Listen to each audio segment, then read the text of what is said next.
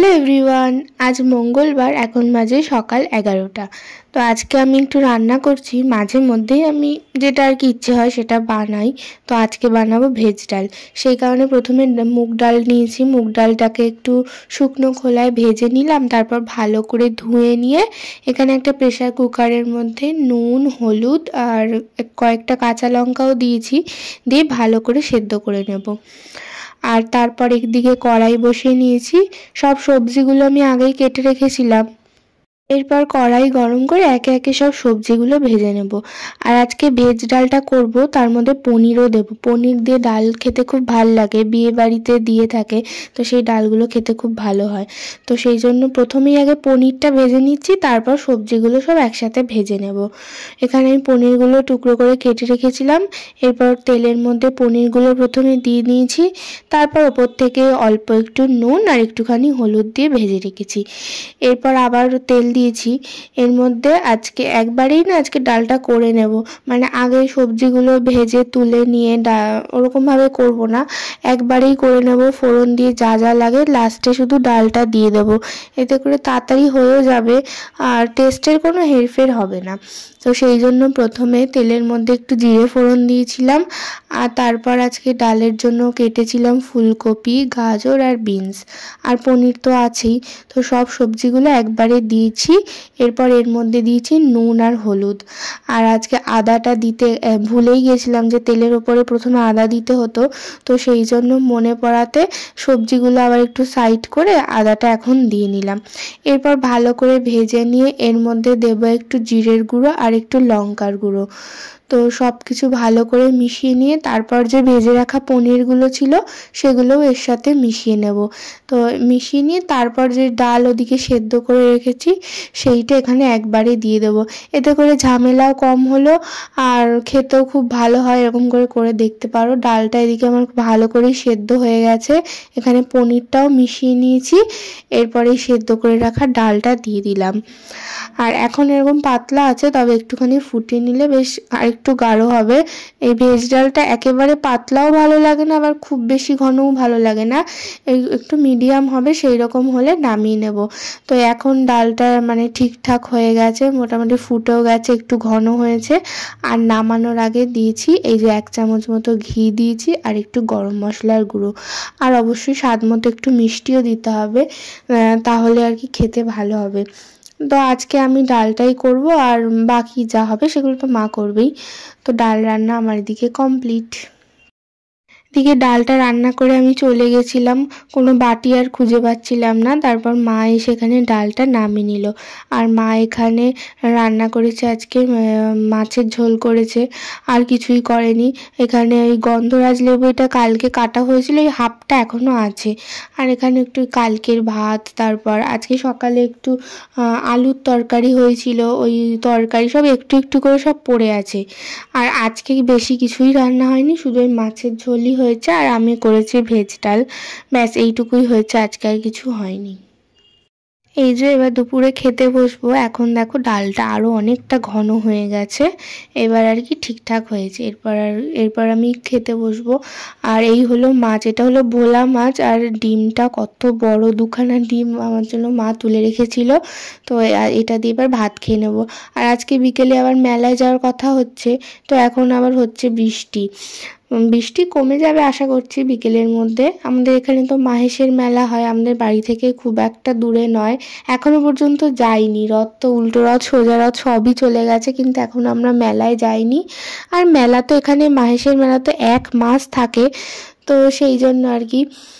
তো যেহেতু অনেক দিন ধরেই বলছিল, ও তো মানে যেখানে শুনবে মেলা হচ্ছে সেখানেই, মানে ও যে কতদিন ধরে মেলায় যায়, ওর তো রোজ গেলে মানে রোজই ভালো হয়। তো আমি বলেছিলাম যে আগে আমার পরীক্ষাটা হয়ে যাক, তারপর যাব। তো সেই জন্য আজকে যাচ্ছি। আমি, মা আর তোজই যাব। তো চলো মেলায় গিয়ে তোমাদের সঙ্গে দেখা হচ্ছে। আর আমি ওদিকে রেডি হয়ে গেছি, মাও রেডি হয়ে গেছে। এরপর আমরা বেরোবো। আমরা এখন বাড়ি থেকে বেরিয়ে গেছি, এখন এই টোটো ধরবো, তারপর ওখান থেকে আবার সেই টোটো করেই যাব।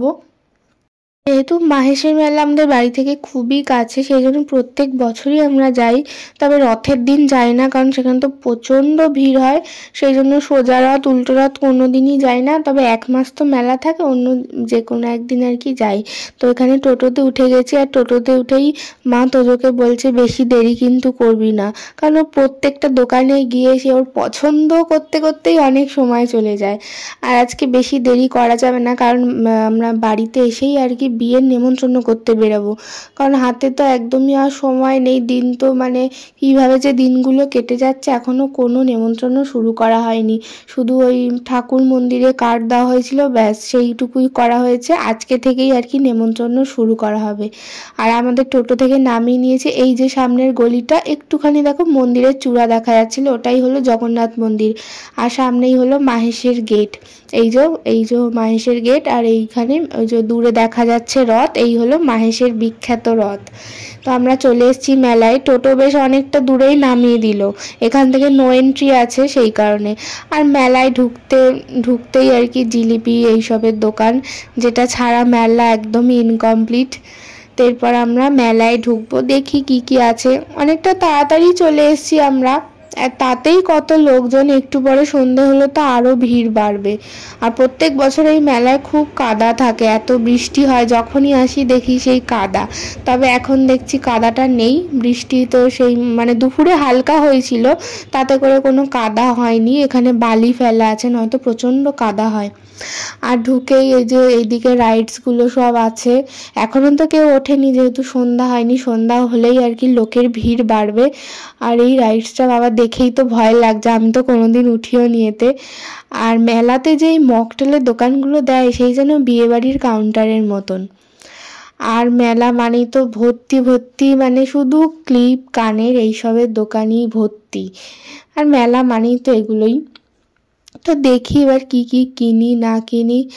আমাদের কিছু না কিনলেও চলবে, কিন্তু এই যার জন্য মেলায় আসা, সে তো মানে ও তো মানে বাড়ি থেকেই বলছে কি যে আজকেই কি মেলায় যাবে না অন্য আরও একদিন যাবে, সেই বুঝে আমি জিনিস কিনবো। মানে যদি আমরা একদিনই ওকে মেলায় নিয়ে যাই, তাহলে যত জিনিস কেনার আছে সব আজকেই কিনে নেবে। আর যদি বলি যে আরও একদিন যাব, তাহলে আজকে হাফ কিনবে, আবার পরের দিন হাফ কিনবে। এই হলো ওর অবস্থা।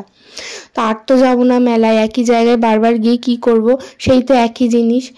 তো আজকেই যা কেনারও কিনবে। আর এই ফুলের দোকানগুলো এত ভালো লাগে মেলায়, একটা করে কিনে নিলে তখন না ভাল লাগে না, যখন এই একসাথে অনেকগুলো সাজানো থাকে তখন দেখতে বেশি সুন্দর লাগে। তারপর চলে এলাম এই কাপের দোকানটায়, এখানে অনেক কাপ আছে। এখান থেকেও একটা কাপ নিয়েছে। আর তারপর এই চুড়ি, মেলায় তো কাচের চুড়িগুলো সাজিয়ে রাখে, এত সুন্দর লাগে, কিন্তু কাচের চুড়ি পরতে খুব ভয় লাগে, শুধু ভেঙে যায়। তো কাচের চুড়ি এখন আর পরা হয় না, কিন্তু আগে কিন্তু ছোটোবেলায় মেলায় গেলে এই কাচের চুড়ি ম্যাচিং করে করে কিনতাম, এখন আর কিনি না। আর এখনই একটু সন্ধ্যা সন্ধ্যা হয়েছে, আর এখন সব দিকে লাইটিংগুলো আর কি, সব লাইটগুলো জ্বালিয়ে দিয়েছে, এখন বেশ সুন্দর লাগছে। কিন্তু এই মানুষটার কিছুই আর পছন্দ হচ্ছে না, কি কিনবে বুঝতেই পারছে না। মানে কিছু না কেনার থাকলে ওকে কিছু একটা কিনতেই হবে। আর এখন এই যে এই রাইডসটায় লাইট দিয়েছে, আর ওপরে আকাশে এত সুন্দর মেঘ করেছে, কি সুন্দর লাগছে। আর পিছনেই হলো জগন্নাথ মন্দির। তো মোটামুটি টুকটাক ওই কয়েকটা জিনিস কিনে আমরা বেরিয়ে এসেছি মেলা থেকে।